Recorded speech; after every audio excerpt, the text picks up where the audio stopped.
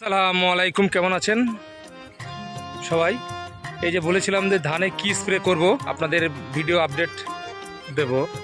প্রথম স্প্রে কি করেছে, আর এই সময় ধানের মাথায় দেখেছো ডগাগুলা কেমন হয়ে গেছে। আর এটা কিন্তু আবহাওয়ার পরিবর্তনের জন্য, চিন্তার কিছু নেই। যদি দেখবেন যে এর থেকে বেড়ে যাচ্ছে, তার জন্য স্প্রে করতে হবে। এবং আমার ধান প্রথম স্প্রে হচ্ছে, এখন স্প্রে করে নিই, যেহেতু ফাটানা দিয়েছিলাম তার জন্য স্প্রে করে নিই। প্রথম স্প্রে করলাম নর্মাল, সেরকম কিছু ভালো কিছু নয়।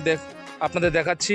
রোজার মাস বুঝতে পারছেন, এখন 12টা বাজে, 12:30 এখনো একটা, তা বুঝতে পারছো নামাজ পড়ে আসলাম, কাজের ফাঁকে করতে হয় আমাকে।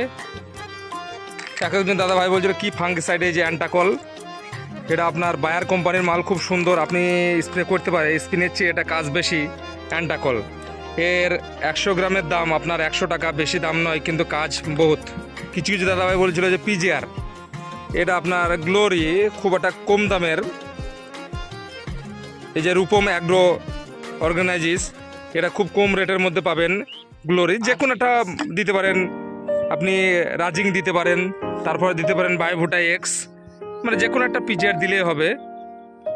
আর যাদের ধানের মাথাগুলো দেখলেন লাল হয়ে গেছে, তাদের জন্য এই যে মেরিভন, মানে বিএসএফ কোম্পানি মাল, মানে এতটাই দামি স্প্রে আপনাদের বলে বোঝাতে পারবো না। উন্নত মানের ফাঙ্গিসাইড, দুর্দান্ত কাজ, ধানের ডগা পোড়া।